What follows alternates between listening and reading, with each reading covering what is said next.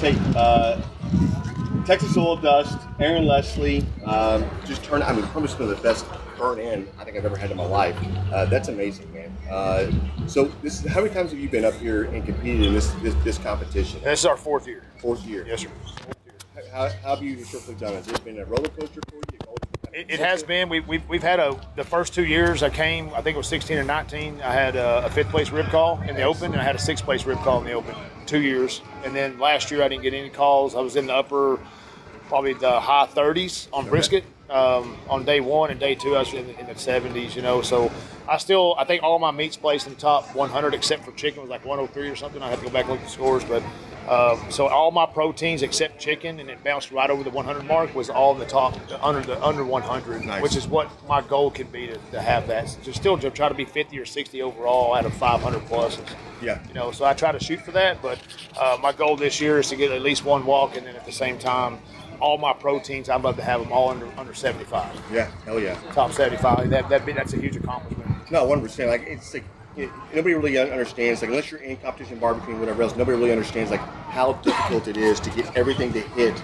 You know, it's like that perfect algorithm that happens, right? I mean, like, but being consistent is what gets you, you know, in that top right. 100 right. or whatever else. But then after that, it's is it the judging, or is it the nuances? I mean, everybody has a good brisket. You know what table you fall on, man. Yeah. You know how you fall on and what table you fall on. Is a good table, a bad table? I mean, you know, some of the judges don't like sweet, some of the judges don't like pepper, some don't like heat, some don't like sweet. I mean, you have no idea what's going to go on, and hopefully the judges are certified enough that they've judged enough competitions that they have a very good palate for just good barbecue. Yeah. Hopefully they're not looking for one particular flavor, and that can be a bad table or a good table, you know. So we're hoping to land on really the good tables, good easy tables, you know, kind of medium, but ones that aren't real picky. Yeah. And if we can do that, I think we'll be in good shape. But I think everybody's profile all over the United States has changed and kind of gone into one kind of lane. I hear you. I think all your top cooks have adjusted to where they know who does good, who does not, and I think they've kind of adjusted a little sweeter here, a little more less pepper here, a little flavor there, a little savory here. So I think you've puzzled your way into a good routine. And most of your top cooks are running that same routine, and I think that's what stands out. But you also have a lot of cooks that only cook 5 times a year or 10 times a year or just 1 time a year. And so, but they got into the invitational or the Open, and so they kind of throw whatever's out there. Yeah. And they just come to cook it every year because they've been coming for 20, 30 years, and sometimes those flavors just ram the whole thing down the throat. So it just depends on what table you land on. Right. So how important is this weather? I know, like, coming up here before we showed up, we looked at this weather. It was going to be cooler in the nights, right? 60s degrees, 70, 80 in the day. And we're hitting 90, 90 plus out here, right? So perfect for us Texas guys. It is, right? This is what the Texas guys. This caters to us big time.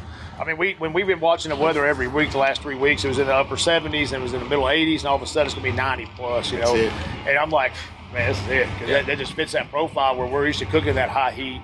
At the same time, you know, a little saltier, maybe just a little, you know, a little sweeter, saltier, something, whatever profile you have.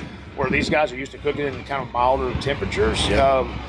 That little bit. Plus, they're inside that carport over there, and they got those fans running, but it still may be warm enough with the doors open and stuff that they're still sweating just a little bit, where they not need that little bit of that warm salt, you know, that kind of comes through. There's that flavor. No, I agree with you. I think there's something to that, because you get people that maybe we're not expecting this type of heat to be here, and I've seen this time and time again.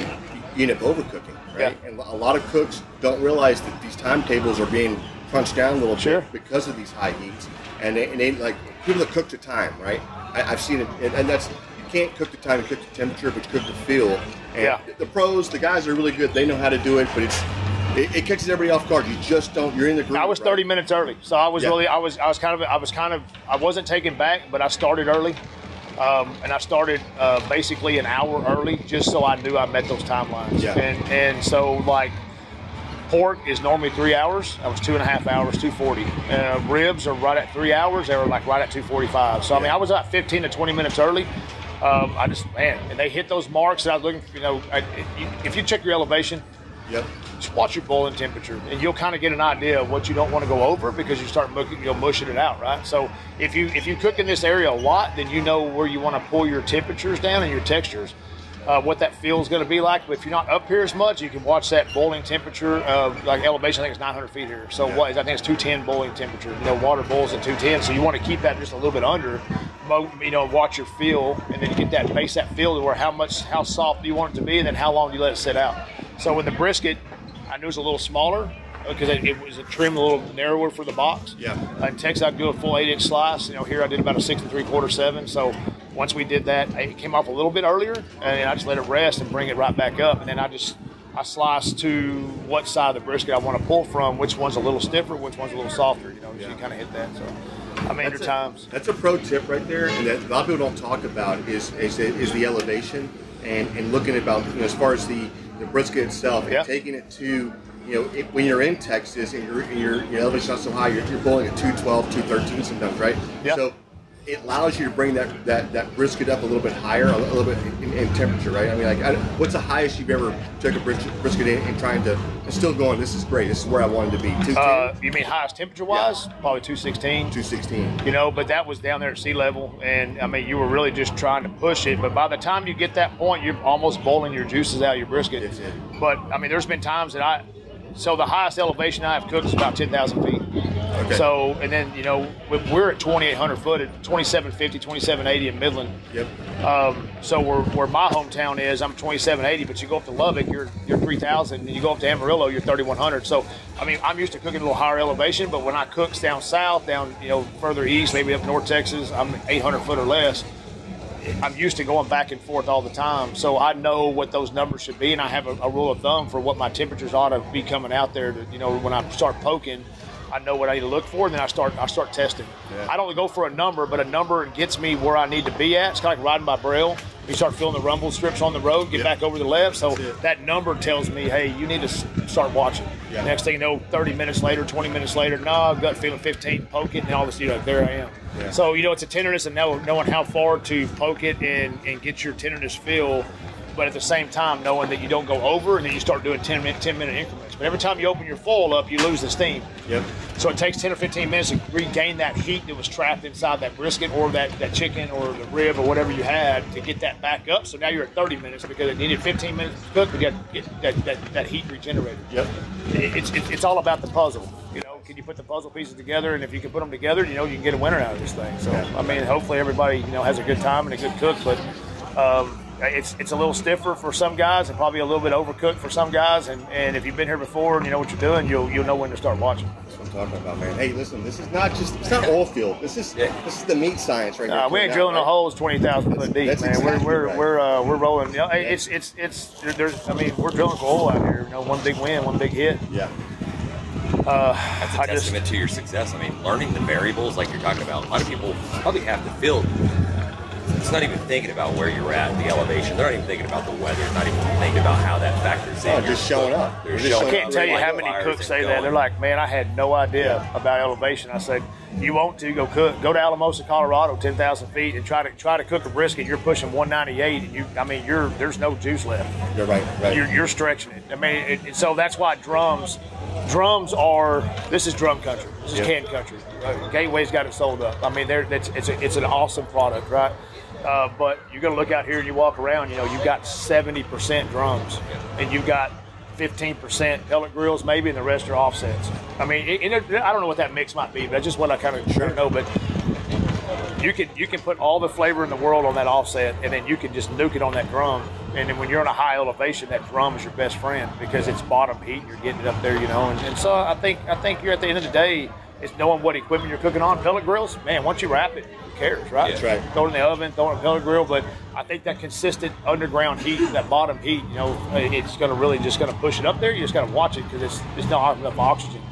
So like Alamosa, I took my brisket about 198, and then I started broke. I was like, man, this ain't breaking. You know, it ain't breaking, but the temperatures are getting close. And then as I kept poking, about right at the 200 mark, man, she broke over about 3/4 of the way through, got a little stiff. Right when my third pin has, you know, you got a 1 inch on the bottom. Yeah, okay. That's right. So when that goes in that flat, you know your flat is going to have about 1.25 inches, 1.5 inches. Depends on what type of brisket you're cooking.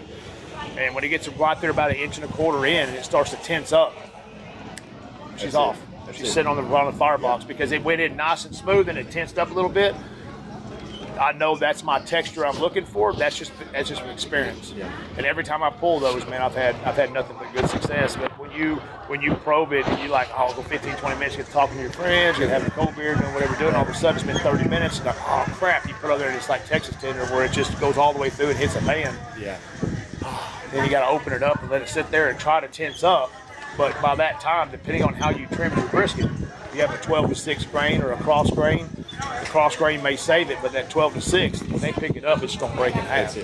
So you have to know where to slice from, where to get your slices, how thick to go. And there's so many variables, you know. Yeah. And so I'm not trying to teach nothing. I'm just, this is just things you learn. Looking at. You just try to learn it.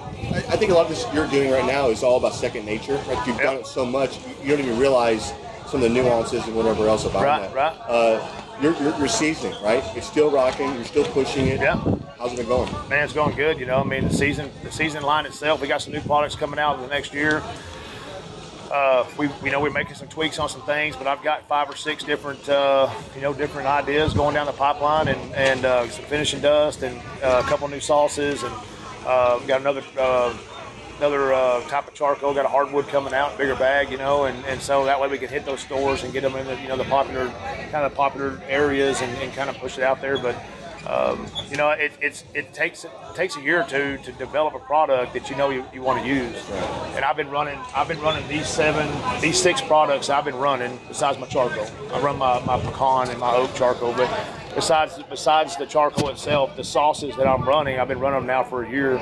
And I'm thoroughly happy with what I got. It's going to take another 6 or 8 months before I'm happy with the tweaks and doing something different. But I'm trying hard to make them work across the state and out of state. It's just you only got a weekend shot. Yeah. So you only get 12 months out of the year, and you only get to run 48 times or plus, to try to get them to work. And so sometimes you might want to tweak it or not, but I think I think everybody has an idea for something good. It takes a little time to R&D it, and then you pass it out to your friends and let them try it out. And hopefully they're not the same comp as you where they beat you, but it's always a good feeling, isn't it? It is good. You get beat with your own stuff. It is. It happened to me when I released Barnyard Pen, Piggy Bank, and some of the other ones, the Black Gold and everything. Everybody was giving it to them. They started beating me in competition because they were using their flair with my stuff, and I was like, man, this sucks. But I just had to go back to the drawing board, do better. Yeah. But it's my recipe, my routine, so I'm the only one that can cook it that way. There it is. So hopefully, nobody does it. But yeah, we're rocking along strong, and we're growing, and I can't be more blessed, more thankful. Yeah, that's fantastic. We were sitting earlier, me and John were catching some videos of the people turning in briskets over there, and luckily we didn't see any runners, so it looked like everybody got their brisket turned in on time. But we did mention it's like that has to be, that's the last major protein that gets turned in. Right. It's got to be a little bit of just a sigh of relief, just like pop open a beer, just relax a little bit. But a lot of people might not know this competition. There's 2 different competitions. You have the invitational and you have the open as well. Right. So how much time do you have to rest a little bit? Have you already done your prep for tomorrow? So I'm fixing to go into prep now. We're washing dishes, getting the counters cleaned off, pans cleaned up. Beans, I think the vegetable is at 3, okay. So we go right into the 4 categories tonight. So I think it was vegetables, beans, potatoes, and dessert. Okay. So that's 3, 3:30, 4, 4:30. Okay. So right now we've already got them done. She's in there boxing some things up, getting them ready to go. So finishing the last details, and then while they're doing that, they're washing the dishes. I'll go right into injections, and then I'll start pulling meats out. And I want to inject and prep and get all that done in the Cambro, ready to rest cold before I go to awards. That way I can't change my mind. There it is. Yeah. It's already out there. Well, you don't. It's already done, and you don't want to go to awards, and then something happens and you tank. Yeah. Well, you tank, but it's your flavors, man. You trust your flavors. But if it gets into your head a little bit, you might try to change something. And if you change something, you'd be tomorrow evening on the way home, like, I should never change that thing. Dadgum, why'd I do that? So a lot of guys will try to knock out their proteins and get them injected and seasoned and rested and ready to go before they go to awards. That way there's no change, no looking back. I have one time changed my mind, and then I went back and re-injected my brisket with a whole different injection after I already injected it. Yeah. So what bad. are you thinking? I'm going to tell you what. When I got done, I bet I had 45 ounces of that I had put into this thing in 2 different shots. It was just pushing one out and the other, you know. But did it work? No. I screwed up. I let the best get to me, and I just started cooking some KCBSs, you know. And so I was like, you know, why did I do that? Yeah. And well, you know, I mean, like, it's one of the things. Here's the deal: if you had done it and was really, really successful, right? Which recipe would have been working? Both of them, right? And, you know, at what point do you go, this is crazy? You know, it's you know, you sit there and you're like, but I did this. This is back when I first started, probably my 5th or 6th comp for KCBS, you know, and I just like, I'll never do that again. So a lot of great guys and people, they say, look, you know, get your stuff done, get it early, get it over with, and that way you don't have to worry about it. You can't change nothing. Yep. It's always that way on doubles, and then that way you're done and you can just relax and chill out the evening, go to bed early, wake up the next day, hit it, because tomorrow's a big day. Tomorrow's a day that actually counts. I mean, it counts today, don't get me wrong. Winner, reserve, grand, top 10 of the Invitational is huge. It doesn't matter. Top 20 is huge. It doesn't matter where you place at. It's a big day for the Invitational. But tomorrow, that's where all the stakes are on the line, right? That's the Jack entry. Yeah. That's the one that, you know, I mean, you have those different kind of trophy spots that come with winning the Jack. I mean, winning the Royal tomorrow on the Sunday for the Open. It's everybody, right? Yeah. So everybody's like, today is the Invitational. Tomorrow's everyone. Everybody out here will be cooking tomorrow. I think I was told 525. Now, I don't know what that is, but the lady over here that was parking this yesterday, she said a few backed out, but she said she had around 5 1/4 for the turn-ins for Sunday. So, you know, that'd be a good, you know, and that can be anything. So you can kind of slack back a little bit. You might go over just a little bit, you know, you might get away with, you know, a little bit different things. You might not have to be directly on your top of your game, but at the same time, you know, you still got to be right on your game no matter what. So it's kind of, you know, get it away, see what happens. That is freaking awesome. Yeah. Aaron, cool. Hey, man, thank y'all guys. Appreciate it. Thank y'all, bro. I'm glad to see you guys, man.